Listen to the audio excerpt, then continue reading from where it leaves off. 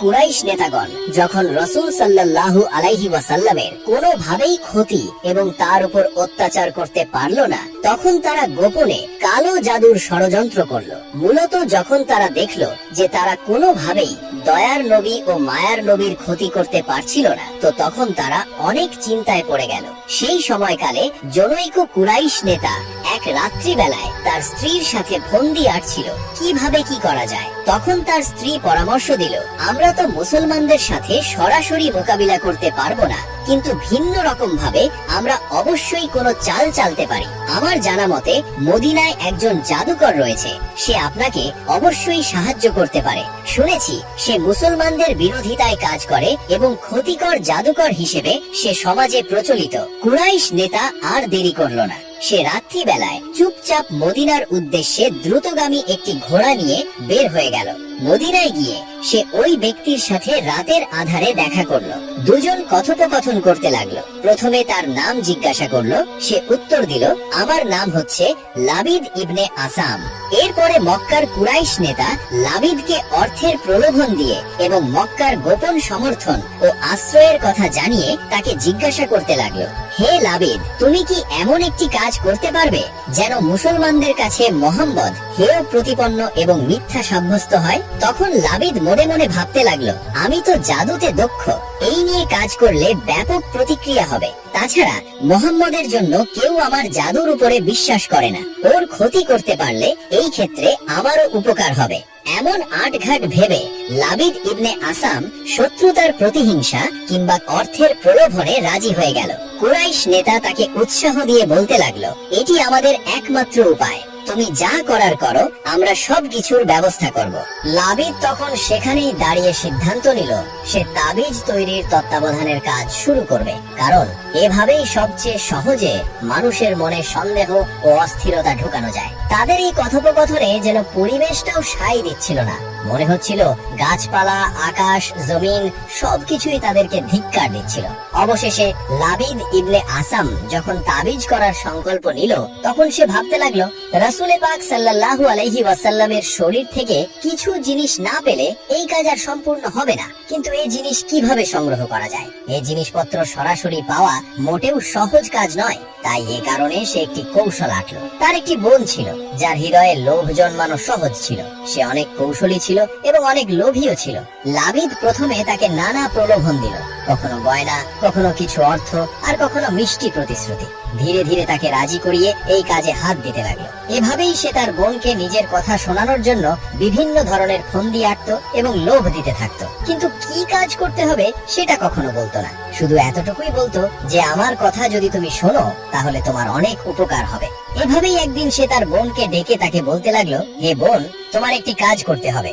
নবী মোহাম্মদের বাড়িতে গিয়ে তার ব্যবহৃত কিছু আসবাবপত্র তোমার এনে দেওয়া লাগবে। এই কথা শোনার সাথে সাথেই তার বোন অস্বীকার করলো এবং বলতে লাগলো, হে ভাইজান, আমি তোমাকে যা বলবে আমি তাই করব, কিন্তু কখনোই আমি চুরি বা এমন জঘন্য কাজ করতে পারবো না। তখন তার ভাই একটু মুচকি হেসে বলল, হায় রে বোন, শোনো, তোমাকে চুরি করতে হবে না, তুমি ধরাও খাবে না, ভয় পেও না। আমি কৌশল বলে দিচ্ছি, তুমি এই কৌশল অবলম্বন করে সেই উপকরণগুলো আনতে পারবে। প্রথমে তার গৃহে প্রবেশ করবে, তারপরে তার স্ত্রীদের বিশ্বাস অর্জন করবে এবং তাদের সাথে একটি সম্পর্ক তৈরি করবে, তাদের কাজকর্মে সাহায্য করবে। এভাবেই অল্প সময়ের মধ্যে তার আস্থা তোমার উপর জন্মাবে, আর এই আস্থার আড়ালেই তোমাকে ওই উপকরণগুলো সংগ্রহ করতে হবে। লাবিদের কথা শুনে তার বোন রাজি হয়ে গেল। এর পরের দিন সে নবী করিম সাল্লাল্লাহু আলাইহি ওয়াসাল্লামের বাড়িতে গেল এবং তার স্ত্রীদের সাথে সামান্য কথোপকথন এবং কুশল বিনিময় করলো। এরপরে সে চলে আসলো। পরের দিন সে আবারও গেল গৃহস্থালির কাজে সাহায্য করতে। এভাবেই একদিন দুদিন করে ধীরে ধীরে নবীজির স্ত্রীদের সাথে তার পরিচয় ও বিশ্বাস তৈরি হয়ে গেল। সে প্রায়ই আসতো, কাজ করত, কথা বলতো, আবার চলে যেত। এরপরে একদিন নবী করিম সাল্লাল্লাহু আলাইহি ওয়াসাল্লাম একটি চিরুনি দিয়ে তার মাথা মোবারক আঁচড়িয়ে তিনি বাহিরে গেলেন। লাবিদের বোন বিষয়টি দেখতে পেল। নবীজি মাথা আঁচড়িয়ে চিরুনিটি খাটের উপরে রেখে বাহিরে গিয়েছেন। সে এই সুযোগটি হাতছাড়া করলো না। সে আর দেরি করলো না। চিরুনিতে সামান্য চুলও লেগেছিল। সে চুপি চুপি লুকিয়ে লুকিয়ে গিয়ে সেই চিরুনিটি নিজের কাছে রেখে দিল।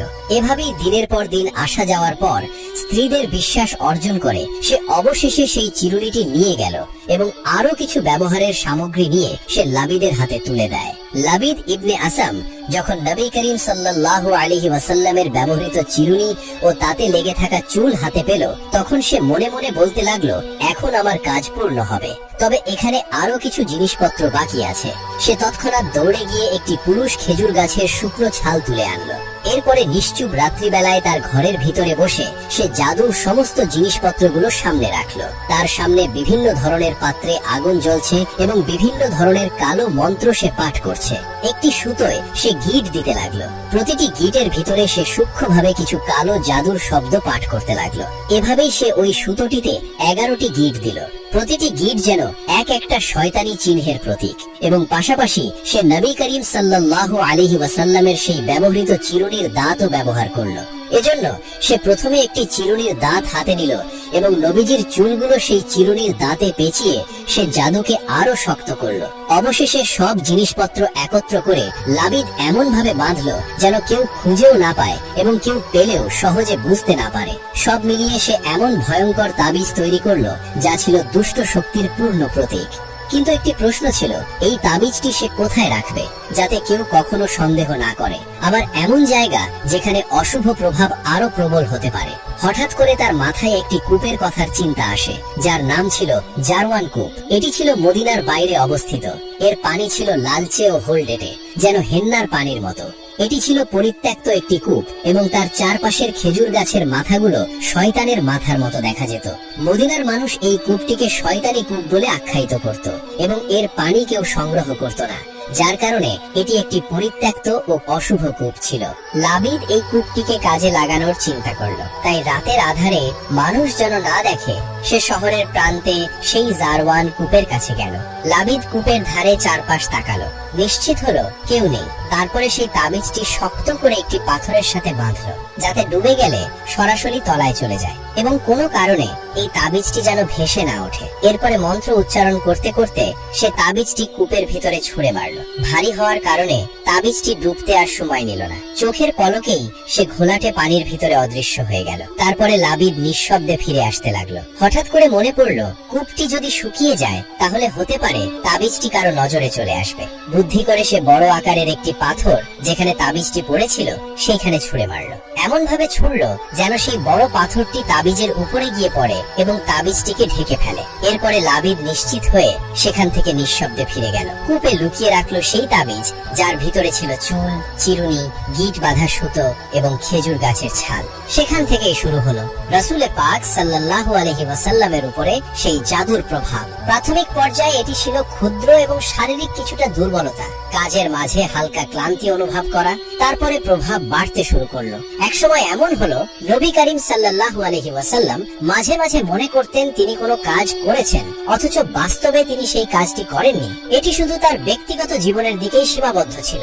আল্লাহর হেফাজতের কারণে ওহী, নবুয়াতের দায়িত্ব, কোরআন শিক্ষা ও দাওয়াতের কাজে কোনো কিছুতেই প্রভাব পড়েনি। কিন্তু মানবিক জীবনে তিনি কষ্ট বোধ করেছিলেন অনেক বেশি। এই অবস্থায় তার চেহারায় ক্লান্তির ছাপ দেখা যেত। কখনো কখনো গভীর চিন্তায় ডুবে যেতেন। সাহাবীরা বুঝতে পারতেন তিনি অসুস্থ বা দুর্বল, কিন্তু বিষয়টা আসলে ছিল অদৃশ্য জগতের আঘাত, সেটা তারা বুঝতে পারতেন না।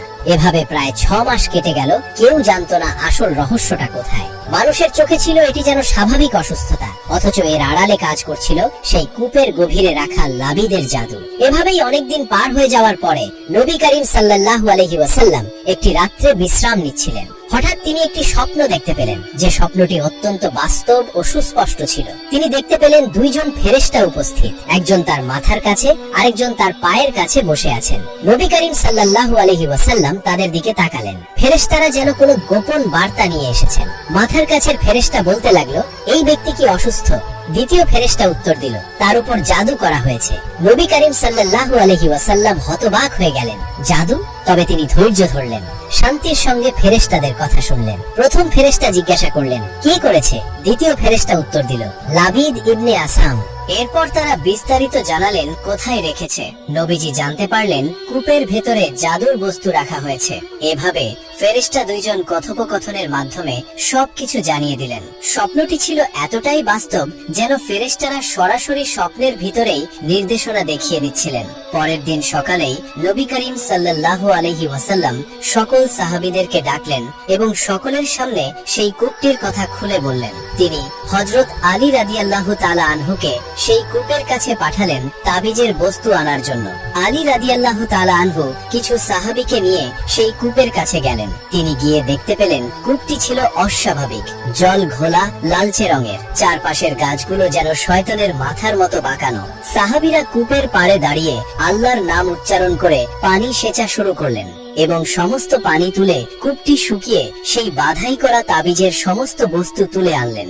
অন্যদিকে নবী করিম সাল্লাল্লাহু আলাইহি ওয়াসাল্লামের উপরে সেই সময়টিতে সূরা নাস এবং ফালাক নাজিল করা হলো এবং জিবরাইল আলাইহিস সালাতু ওয়াস সালাম কিভাবে কি করতে হবে সবকিছু দেখিয়ে দিলেন। এরপরে নবীজির সামনে তাবিজের সমস্ত জিনিসপত্র আনা হলো। নবী করিম সাল্লাল্লাহু আলাইহি ওয়াসাল্লাম সেই সুতোর উপরে সূরা নাস এবং ফালাক পড়ে ফুৎকার দিতে লাগলেন। সূরা নাস এবং ফালাকে মোট 11টি আয়াত রয়েছে। এক একটি আয়াত পড়ে ফুৎকার দেওয়ার সাথে সাথেই অলৌকিকভাবে এক একটি গিট খুলতে লাগলো। প্রতিটি গিট খুলে যাওয়ার সঙ্গে সঙ্গে তার শরীর ও মন ধীরে ধীরে স্বাভাবিক অবস্থায় ফিরে আসতে লাগলো। ক্লান্তি ও বিভ্রান্তি সব একেবারে দূর হয়ে গেল। অবশেষে যখন তাবিজের সব উপাদান প্রকাশ পেল, নবী করিম সাল্লাল্লাহু আলাইহি ওয়াসাল্লাম তা নিয়ে সতর্কভাবে আগুনে পুড়িয়ে দিলেন। ধোঁয়া উঠল, অশুভ শক্তি ধ্বংস হলো, আর নবী করিম সাল্লাল্লাহু আলাইহি ওয়াসাল্লামের উপর থেকে সব জাদুর প্রভাব চিরতরে বিলীন হয়ে গেল। একদিন হযরত ওমর রাদিয়াল্লাহু তাআলা আনহু হেঁটে কোথাও যাচ্ছিলেন। কিছু দূর যাওয়ার পরেই দেখলেন এক বৃদ্ধাকে। বৃদ্ধা কি যেন বিড়বিড় করছে। হযরত ওমর রাদিয়াল্লাহু তাআলা আনহু তার কাছে গেলেন এবং তার খোঁজ খবর নিলেন। জিজ্ঞাসা করলেন, আচ্ছা বুড়িমা, খলিফা ওমর সম্পর্কে তোমার ধারণা কি? বৃদ্ধা হযরত ওমরকে আগে কখনো দেখেননি, তাই তাকে সে চিনতেও পারেনি। বুড়ি হযরত ওমরের কথা শুনে কিছুটা বিরক্ত হয়ে বলল, ওমরকে নিয়ে আমি কি করব? আমার কি এমন ঠেকা পড়লো যে আমার তার খবর নিতে হবে? নিজের চিন্তায় বাঁচি না। বুড়ির কথাই ছিল রাগ আর অসন্তোষের ছাপ। হযরত ওমর রাদিয়াল্লাহু তাআলা আনহু আবার তাকে জিজ্ঞাসা করলেন, বুড়িমা, ওমরের ওপর তোমার এত রাগ কেন? বুড়ি চেঁচিয়ে জবাব দেয়, রাগ হবে না কেন? এই যে সে খলিফা হয়েছে, তো আমায় কি সে একটা পয়সাও দিয়েছে? নাকি কোনোদিন আমার খোঁজ খবর নিয়েছে যে আমি কি হালতে আছি? ও মানুষ না। হযরত ওমর রাদিয়াল্লাহু তাআলা আনহু বুড়ির কথা শুনে বড় চিন্তিত হলেন। ভাবলেন, ঠিকই তো, আমি তো তার তেমন খোঁজ খবর নিতে পারিনি। তাই তিনি কিছুটা নরম হয়ে বুড়িকে আবার জিজ্ঞাসা করলেন, আচ্ছা তুমি কি অবস্থায় আছো ওমর কি করে জানবে? তুমি গিয়ে ওমরকে সব জানিয়ে আসলেই তো পারতে। বুড়ি জবাব দেয়, কেন? আমি জানাতে যাব কেন? ওমরই তো আমিরুল মুমিনিন, সেই তো সবার খোঁজ খবর নেবে, আর এই জন্য রাষ্ট্রের দায়িত্ব গ্রহণ করেছে। রুক্ষ ভাষায় বৃদ্ধা জবাব দিল। হযরত ওমর রাদিয়াল্লাহু তাআলা আনহু শান্তভাবে আবারও বললেন, আচ্ছা ওমর খলিফা হওয়ার পর তুমি যে কষ্ট পেয়েছো, সেই কষ্টের বিনিময়ে তুমি কত টাকা পেলে ওমরকে মাফ করে দেবে? বৃদ্ধার সাথে হযরত ওমরের এসব কথা চলছে এমন সময় হযরত আলী রাদিয়াল্লাহু তাআলা আনহু এবং আব্দুল্লাহ ইবনে মাসউদ রাদিয়াল্লাহু তাআলা আনহু তারা এসে হাজির হলেন। তারা হয়তো কোথাও যাচ্ছিলেন। এসে সালাম দিলেন, আসসালামু আলাইকুম ইয়া আমিরুল মুমিনিন। আগন্তুক দুই ব্যক্তির মুখে আমিরুল মুমিনিন শব্দ শুনে বৃদ্ধা তাজ্জব হয়ে গেল। সে ভয়ে কাঁপতে লাগলো আর ভাবতে লাগলো যে ওমরের সামনে তাকে এত গালমন্দ করেছে। তাই বৃদ্ধা দারুণ অনুতপ্ত হলো। হযরত ওমর রাদিয়াল্লাহু তাআলা আনহু বৃদ্ধাকে সান্ত্বনা দিলেন আর বৃদ্ধার হাতে 25টি স্বর্ণ মুদ্রা দিয়ে বললেন, বুড়িমা, তুমি এই চামড়ায় লিখে দাও যে কিয়ামতের দিন ওমরের কাছে আমার কোনো দাবি নাই। বৃদ্ধা তখন তাই করলো। চামড়ার উপরে তা লিখে দিল আর হযরত আলী রাদিয়াল্লাহু তাআলা আনহু সাক্ষী হিসেবে তার উপর দস্তক করলেন। এই ঘটনার কিছুদিন পর হযরত ওমর রাদিয়াল্লাহু তাআলা আনহু একবার একাকী ঘুরতে ঘুরতে তিনি মদিনার এক প্রান্তে এসে পৌঁছালেন। সেই এলাকার এক পাশে থাকেন এক অসহায় বুড়ি। দারুণ দুঃখ কষ্টে বুড়ির দিন কাটে। হযরত ওমর রাদিয়াল্লাহু তাআলা আনহু বুড়ির দুঃখের কথা জেনে বিচলিত হয়ে পড়লেন। তাকে সাহায্য করার জন্য তিনি সিদ্ধান্ত নিলেন। ভাবলেন নিজের হাতেই তাকে সাহায্য করবেন। তাই পরদিন হযরত ওমর রাদিয়াল্লাহু তাআলা আনহু একাকী চলে গেলেন সেই বুড়ির বাড়িতে। বুড়ির সাথে দেখা করলেন। শুনলেন কে একজন এসে তার কষ্ট দূর করে দিয়ে গেছেন। অবাক হলেন হযরত ওমর রাদিয়াল্লাহু তাআলা আনহু। বড় আশ্চর্যের কথা, কে সেই ব্যক্তি যিনি ওমরের প্রতিদ্বন্দ্বী হতে চান? সে কোন ব্যক্তি যিনি মানুষের সেবায় ওমরকে পরাজিত করেন? তাকে দেখার জন্য অস্থির হয়ে পড়লেন হযরত ওমর রাদিয়াল্লাহু তাআলা আনহু। তিনি ভাবলেন যে করেই হোক তাকে খুঁজে বের করতেই হবে। তাই প্রতিদিন তিনি লুকিয়ে দেখার চেষ্টা করেন সেই ব্যক্তিকে খুঁজে বের করতে। এভাবে কেটে যায় সময়, কেটে যায় প্রহর, কিন্তু পান না তার প্রার্থিত সেই ব্যক্তিকে। আর কত অপেক্ষা করতে হবে তিনি ভাবেন। এক রাতে লুকিয়ে আছেন হযরত ওমর রাদিয়াল্লাহু তাআলা আনহু। একটু পরেই তিনি দেখলেন একজন ব্যক্তি এলেন বুড়ির বাড়িতে। বুড়ির কাছে গিয়ে তিনি সাহায্যের হাত বাড়িয়ে দিলেন। বুড়ি খুশি হলেন। খুব ভালো করে তাকিয়ে দেখলেন হযরত ওমর রাদিয়াল্লাহু তাআলা আনহু। দেখলেন যিনি বুড়ির দিকে সাহায্যের হাত বাড়িয়ে দিয়েছেন তিনি আর কেউ নন, হযরত আবু বকর রাদিয়াল্লাহু তাআলা আনহু। দুই প্রতিদ্বন্দ্বীর মুখোমুখি সাক্ষাৎ হলে দুজনেই হেসে উঠলেন। সে এক মধুর হাসি। ওমর রাদিয়াল্লাহু তাআলা আনহু বললেন, আল্লাহর দরবারে হাজার শুকর যে স্বয়ং খলিফা ছাড়া আমি আর কারো কাছে পরাজিত হইনি। এই হলেন প্রথম খলিফা হযরত আবু বকর রাদিয়াল্লাহু তাআলা আনহু। হযরত আবু বকর রাদিয়াল্লাহু তাআলা আনহু ছিলেন রাসূল সাল্লাল্লাহু আলাইহি ওয়াসাল্লামের সাহাবীদের মধ্যে অন্যতম। জ্ঞান প্রজ্ঞায়, বিদ্যা বুদ্ধিতে তিনি ছিলেন অসাধারণ। হযরত আবু বকর ছিলেন অত্যন্ত দয়ালু এবং সহনশীল। নম্রতা, ভদ্রতা এবং বিনয় ছিল তার একান্ত ভূষণ। একবার জিব্রাইল আলাইহি ওয়াসাল্লাম ধবধবে সাদা পোশাক এবং মিশক কালো কেশ বিশিষ্ট অবস্থায় ছদ্মবেশে মহানবী সাল্লাল্লাহু আলাইহি ওয়াসাল্লামের দরবারে এসে হাজির হন। হাদিস বিশারদদের মতে 10ম হিজরিতে বিদায় হজের কিছুকাল আগেই জিবরিল আলাইহি ওয়াসাল্লাম সাহাবাদেরকে দ্বীন শিক্ষা দেওয়ার জন্য এসেছিলেন। তার মধ্যে সফরের কোনো চিহ্ন পরিলক্ষিত হয়নি। নবী সাল্লাল্লাহু আলাইহি ওয়াসাল্লাম তখন সাহাবায়ে আকরামদের দ্বারা পরিবেষ্টিত ছিলেন। ওমর রাদিয়াল্লাহু তাআলা আনহু বলেন, আমাদের কেউ তাকে চিনতে পারেনি। কোন হাদিস বিশারদগণের মতে প্রথমে মহানবী সাল্লাল্লাহু আলাইহি ওয়াসাল্লামও চিনতে পারেননি। অবশেষে লোকটি মহানবী সাল্লাল্লাহু আলাইহি ওয়াসাল্লামের সামনে এসে স্বীয় হাঁটুদয় মহানবী সাল্লাল্লাহু আলাইহি ওয়াসাল্লামের পবিত্র হাঁটুদয়ের সঙ্গে মিলিয়ে বসে পড়েন। অতঃপর স্বীয় হস্ত দ্বারা তার পবিত্র উরুর উপর রাখেন।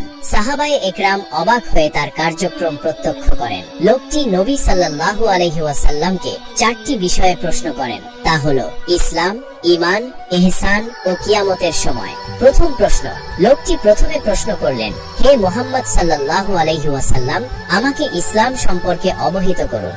মহানবী সাল্লাল্লাহু আলাইহি ওয়াসাল্লাম তার উত্তরে বললেন, ইসলাম হচ্ছে তোমার এই সাক্ষ্য দেওয়া যে আল্লাহ ছাড়া কোনো মাবুদ নেই এবং মুহাম্মদ সাল্লাল্লাহু আলাইহি ওয়াসাল্লাম আল্লাহর রাসূল। 2. নামাজ কায়েম করা। 3.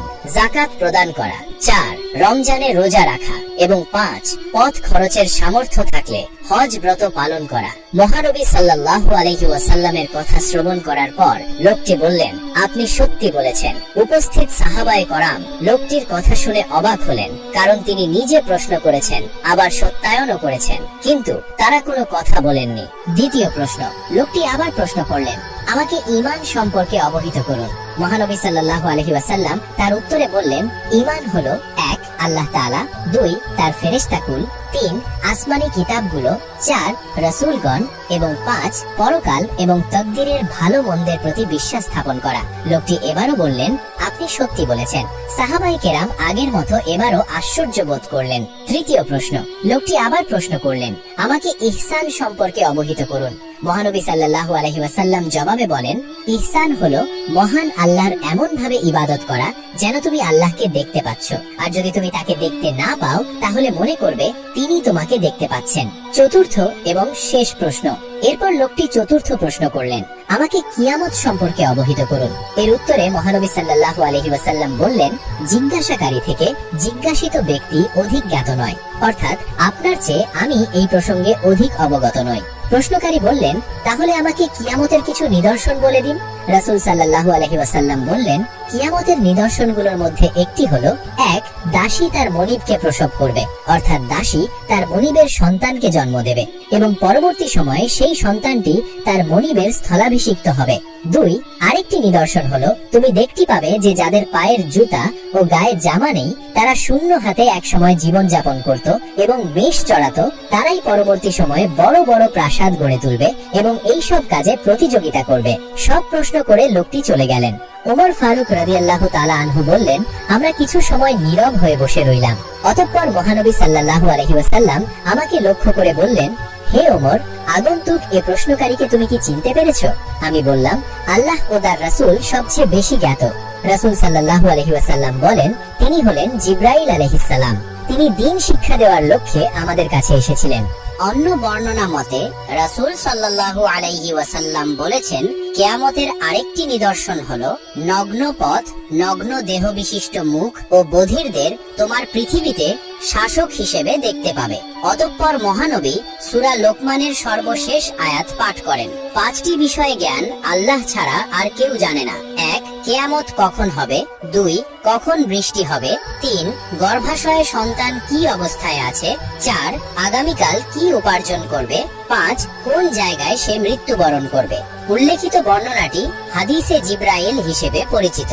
সহিহ মুসলিম হাদিস নাম্বার 8, আবু দাউদ হাদিস নাম্বার 4695।